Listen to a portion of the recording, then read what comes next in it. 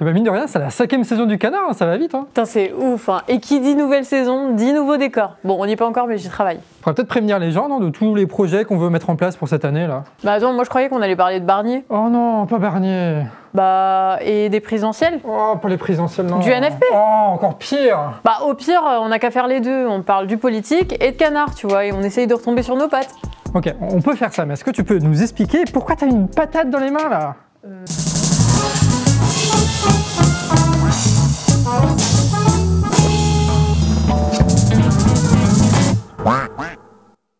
Alors, on va remonter dans le temps et revenir sur cette longue et passionnante séquence politique qui vient de se terminer. Rappelez-vous, on est en avril 2024 et commence la campagne des européennes. La gauche arrive divisée... Oh, par pitié, on en a marre de ces histoires. Ça fait 4 mois qu'on nous embobine avec ces histoires de présidentielle, de gauche divisée, d'union... On en a marre maintenant, là. Donc on va parler de ça, mais genre 2 minutes, pas plus, je vais tout résumer. Mais on va s'inspirer de quelqu'un d'autre qui fait des vidéos sur Internet. Ah. On va tester ça. Ok.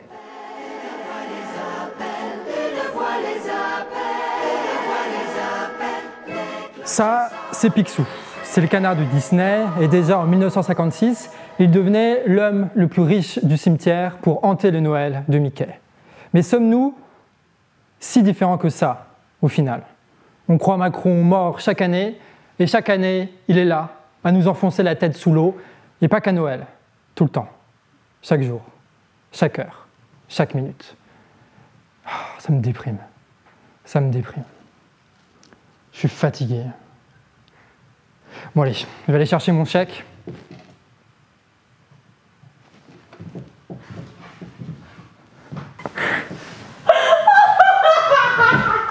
Oula, tu veux pas plutôt le faire en mode canard? Parce que chez nous, il y a ni des primes ni chèque à gagner, donc autant s'énerver. Si t'as rien compris sur les législatives, je t'explique ça en 2 minutes. En gros, t'as Macron qui a paumé les élections européennes. Il dissout l'Assemblée, les partis dits de gauche s'unissent comme en 2022 pour choper un maximum de place. T'as Poutou et Hollande qui défendent le même programme, ça n'a aucun sens. Tout le monde sait que c'est des opportunistes, mais ça vote quand même pour eux. Résultat, t'as 50 traîtres du Parti Socialiste qui rejoignent l'Assemblée nationale à la place de macronistes. Donc là, on se dit incroyable, la gauche a gagné. Et bah pas du tout, parce que le reste de l'Assemblée, c'est que des enfoirés. Voilà, encore pire que le PS, encore pire que le PS. On peut être pire que le PS. Je sais pas si on peut être pire que le PS. Ouais. Et vu que LR, Macron, RN défendent le même putain de programme, et ben ils ont fait une alliance à l'Assemblée pour mettre Barnier Premier ministre, un vieux austéritaire à l'ancienne qui symbolise bien l'agonie de la Macronie. Et depuis le NFP ils chialent parce qu'ils sont pas Premier ministre, et puis bah voilà, ils attendent patiemment les présidentielles pour se diviser et pour perdre les prochaines élections, voilà, c'est incroyable hein. Au final, c'est exactement la même tambouille politicienne, c'est la même histoire qui recommence encore et encore, sauf que la situation elle empire, elle empire. Là maintenant t'as même François Hollande qui passe à la télévision parce que ce gars est député, voilà. Mais attends, pourquoi t'es en vertical là? Bah c'est pour Insta, TikTok et Twitter parce que dans la nouvelle saison du Canard, on va faire une vidéo courte par jour pour les réseaux, histoire de toucher un public plus large que Facebook et YouTube. Mais c'est pas la peine non plus de faire ton gilet jaune. Hein. Mais je fais pas mon forceur gilet jaune, c'est juste que la situation me fait redevenir gilet jaune, c'est pas moi. Bon bah dans ce cas-là, pourquoi tu t'indignes pas du manque de démocratie, tiens? Oh mais arrêtez avec ça, depuis quand la 5ème République elle est censée être démocratique? Bah je vais vous le dire, depuis absolument jamais en fait. Et c'est pas parce que LFI s'est allié avec Hollande pour faire 20% aux élections que ça va changer quoi que ce soit. Et en vrai, le NFP, bah, ils ont fait que 200 députés, ça reste 377 députés à se partager entre les macronistes, les LR et les RN, et désolé, bah 370 c'est plus grand que 200. Donc voilà, t'as beau chouiner, mais Macron il suit les règles démocratiques en faisant une large alliance d'enfoirés majoritaires. Il y en a tellement à l'Assemblée que ça marche. Oui, mais dans l'esprit de la 5ème Constitution, le Premier ministre... Mais les esprits, ça n'existe pas, c'est comme le rêve américain, pour y croire, il faut être endormi, bah là c'est pareil. Il n'y a qu'une seule loi dans la 5ème République, le pouvoir aux bourges et rien d'autre. Et pourtant, LFI, il continue de raconter le même truc en boucle. Bah, en l'occurrence, M. Macron n'a pas respecté la Constitution. Et sur plusieurs points, M. Macron doit nommer le gouvernement, il ne doit pas choisir. M. Macron doit respecter la Constitution qui dit que la souveraineté nationale appartient au peuple, qu'il exerce par ses représentants. Ah mais c'est insupportable quand ils font ça quoi. Je veux dire, même si Macron il avait nommé Castet, eh ben, serait fait censurer 7 jours plus tard et elle aura juste chauffé le banc pour Barnier en vrai. Je veux dire, la seule perspective qu'ils offrent c'est de se scandaliser faussement sur un jeu de chaises musicales dont on sait pertinemment qui sera le gagnant à la fin. Et il faut aussi se rappeler qu'avec le NFP, t'as plein de gens qui sont venus militer, des nouveaux militants. Et ça a permis justement à plein de députés de se faire élire. Et qu'est-ce qu'ils ont fait de ces nouveaux militants? militants sur le terrain, et bah apparemment absolument rien du tout. Bah arrête Yoann, il y a eu les manifs quand même. Oh mais les manifs pourquoi? Bah la destitution par exemple. La destitution, ok, parlons-en. Il faut 2 tiers de l'Assemblée nationale et du Sénat. Sauf que le NFP, ils sont toujours que 200 sur les 900 parlementaires. Du coup, s'ils n'arrivent pas à imposer un Premier ministre, comment veux-tu qu'ils arrivent à destituer Macron? Et pourquoi ils nous font croire à des trucs qui n'arriveront jamais? J'ai l'impression d'être un gosse à qui on doit raconter de belles histoires pour s'endormir. Ah ouais, donc la prochaine saison du Canard, on continue à s'énerver quoi. Après moi ça me va, hein. Vous ça vous va les gens? Après tu critiquais les films, mais faut bien faire quelque chose Yoann. Ouais mais regardez les députés à la télévision proposer des trucs qui servent à rien et qui mobilisent personne, bon bah c'est mignon mais ça fait pas grand chose quoi. Je veux dire la révolution citoyenne des insoumis maintenant c'est juste signer des pétitions en attendant les prochaines élections, super. Après c'est un peu bien fait pour eux parce que ça fait quand même 8 ans qu'ils jouent les partis populaires, tout ce que tu veux, et qu'ils ont toujours aucun vrai réseau militant qui sont capables de mener des actions partout dans le pays quoi, en dehors des élections en tout cas. Et puis je veux dire ils viennent juste de choper des locaux, ça fait 8 ans qu'ils existent et ils se sont dit tiens on va choper des locaux que maintenant. Alors tant mieux si ça pète en vrai dans les quartiers, chez les agriculteurs, chez les travailleurs, tant mieux si ça déborde des syndicats incapables et des partis enlisés dans les tambouilles. Ça au moins ça fera bouger largement. Ça va forcer tous les médias de gauche indés aussi à se bouger un petit peu le cul et à ne pas répéter en boucle la même chose. Après nous on a pris un petit peu d'avance avec les reportages locaux là que bon voilà, on vous cuisine ça va être pas mal. Attends, c'est quoi ces images? Vous êtes partis dans les montagnes? Écoute, il y a des gens qui bougent un peu partout en France, du coup bon on va pas rester là à nos bureaux à regarder ça de loin. Donc Canard nouvelle saison, c'est soutenir les militants sur place, les aider et montrer à tous ceux qui regardent les vidéos comment organiser des actions, des collectifs, des manifs vu que y a personne qui le fait. Qu'on apprenne les uns des autres histoire de se rencontrer et de ne dépendre d'aucun parti ou d'aucun syndicat. Et vu la colère qu'il y a partout, ça va rapidement être utile tout ce savoir-faire militant. Donc on a beau avoir de beaux nouveaux locaux, et on compte pas y rester. Ah ouais, donc la nouvelle saison de Canard, on se donne les moyens. Hein. Et t'as pas pensé à faire des éditos un peu dépressifs sur fond gris, des animations 3D ou de créer des sociétés de courtage avec ta femme et tes gosses pour prendre le pognon des abonnés comme ça? Mais pourquoi on ferait ça, Nina? C'est vrai, je sais pas. C'est bizarre de proposer. Mais non, jamais on fera ça. Bizarre. Ouais. On est un média militant, on va pas faire ça. Bizarre. C'est étrange de dire ça. Et que la séquence elle dure si longtemps, c'est bizarre quoi. Après, en vrai, tu réagis comme un militant qui a trop suivi l'actu quoi. Moi? Mais pour qui elle se prend celle-là? T'as la ref? Bon, je veux dire, la plupart des gens, ils travaillent pas sur Actu Réfractaire à faire une quotidienne d'actualité critique avec le lien disponible en description et qui fête ses 1 an d'existence. Hein. Après, je veux dire, mets-toi à la place de ceux qui suivent un peu moins la politique. Hein. Ils votent une fois, il y a la dissolution, donc déjà bizarre, il y a un autre vote et là, les gagnants, c'est le NFP. Alors, c'est pas Mélenchon, mais c'est l'augmentation du SMIC, l'abrogation de la réforme retraite, des moyens pour les hôpitaux, le renforcement du chômage. Enfin, bref, plein de trucs qui sont super et parfois même vitales pour nous. Et là, d'un coup, alors que le NFP arrive en tête, on se retrouve avec qui? Avec Dati au ministère de la Culture, quoi. J'ai pas voté pour Dati, moi. Il y a François Hollande qui est là, quoi. Il passe à la télévision avec Manuel Valls. Terrifiant. Ouais, mais c'est quand même marrant que les tambouilles politiciennes, c'est toujours contre nous, non? En vrai, on n'a jamais fait le parallèle, mais c'est un peu comme 2005, tu penses pas?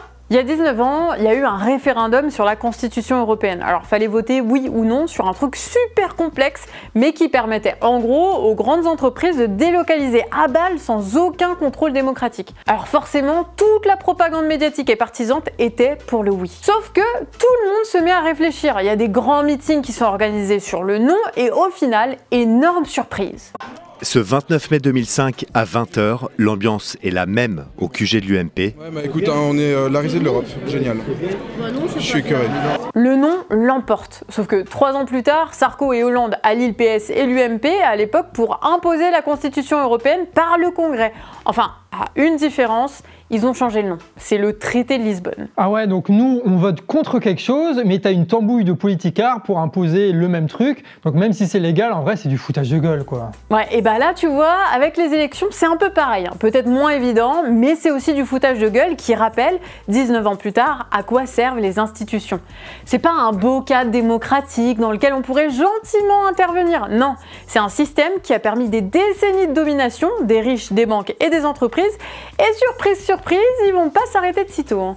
D'ailleurs, ces mêmes riches, banques et entreprises auraient mené la guerre économique contre un gouvernement du NFP. Hein. Délocalisation, envolée des intérêts d'emprunt, sabotage, calomnie et mensonges par les grands médias bourgeois. Preuve là aussi qu'il suffit pas de voter pour gagner. Bah voilà, c'est ce que je te disais, ça a servi à rien ces élections. Bah non, au contraire. Rappelle-toi 2005, ça a politisé des millions de personnes, et pas que en mode ouais on s'intéresse à la politique, mais on constate les mensonges du système. Ça a poussé Mélenchon hors du PS, puisque l'organisation du non au référendum a été les prémices du parti de gauche, puis de la France insoumise. Même Chouard s'est révélé à cette époque, ce qui lui a permis pendant près de 15 ans de défendre l'idée de démocratie réelle qui nous a inspiré pendant les Gilets jaunes de 2018. En fait 2005 ça a été une trahison, oui, mais ça a servi politiquement à construire une large conscience politique qui a continué de grandir avec les années. Là, pareil, bon, ouais, Macron il fait n'importe quoi, nanana, mais le problème, il est bien plus large que lui. C'est de savoir si on est capable ou non de s'imposer face aux bourges qui auront toujours une loi ou une bonne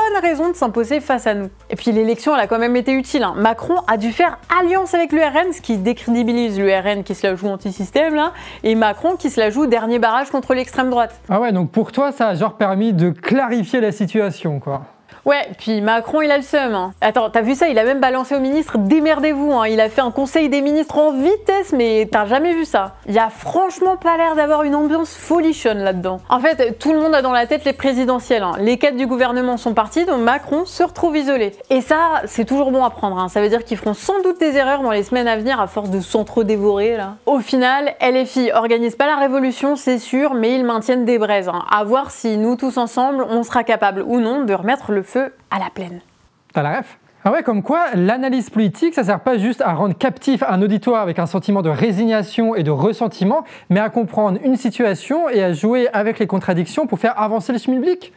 C'est fou tout ce que tu peux faire avec un média indépendant. J'adore le mot schmilblick. Ouais. Surtout là, il n'y a pas d'élection en perspective, avec une énorme crise économique, la guerre, les agriculteurs, tutti quanti, bon, ça va bouger cette année comme l'année dernière, ça c'est sûr. Les petits cas là de débats télévisés maîtrisés par les bourges, ça va voler en éclats. Et ceux qui pourront s'imposer dans ces séquences-là, ce seront ceux en collectif, capables de monter des médias, pousser à des actions et faire en sorte qu'on se rencontre tous. Et ça va être l'objectif du Canard cette année.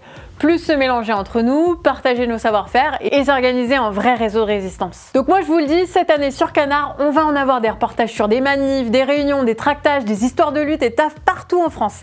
Alors pensez à vous abonner et à mettre la cloche pour avoir les notifs parce que ça va commencer très vite avec 1 voire 2 vidéos par semaine en reportage. Rien que ça. Et ça, en plus des vidéos verticales journalières sur Insta, TikTok, Twitter, en plus de l'actu réfractaire, et évidemment des vidéos d'analyse politique et géopolitique que vous retrouverez nulle part ailleurs, le retour des zappings mensuels par Pixelmore, des affaires, des vlogs, des reacts, et en plus de tout ça, évidemment, du contenu qu'on va continuer à improviser parce qu'on sentira que là, à ce moment-là, il va falloir s'énerver et que vu qu'on est totalement libre, on fait ce qu'on veut. Exactement. Enfin bref, on a comme ligne de rendre fiers tous les donateurs, toutes les donatrices, tous les soutiens, toutes celles et ceux qui commentent et partagent Canard, donc vous tous qui nous donnez tant de force. En vrai, ça me paraît pas mal ça comme programme, C'est toujours mieux qu'au râler parce que Castel n'est pas première ministre. Ça c'est vrai, mais pour ça on a aussi besoin de votre soutien sur Tipeee. Je sais pas si vous le savez, mais on est totalement indépendant, c'est ça aussi qui nous permet d'être unique. Donc si tu veux nous donner de la force, tu peux nous faire un don régulier sur Tipeee pour qu'on puisse continuer à développer Canard et que vous ayez entre vos mains un outil médiatique qui vous soit vraiment utile. Bref, nouvelle saison, nouveau local, mais la motivation, elle reste la même, donc force à vous et à la prochaine. Ciao! Mais arrête de jouer avec ta patate. Pourquoi t'as une patate d'ailleurs dans les mains pendant tout le tournage? Mais tu vois cette patate, Yuan, je sens qu'elle est liée à la nouvelle saison du Canard. Une patate et un canard, ça n'a absolument rien à voir. Ça n'a aucun sens ce que tu dis, Nina. Non, mais franchement, tu penses pas qu'on pourrait en faire quelque chose? On ne va pas embaucher une patate au Canard réfractaire. Ça fait 10 fois que je te le dis. Ah. Non, mais t'as raison, c'est con comme idée. Allez, viens, on va manger une pizza.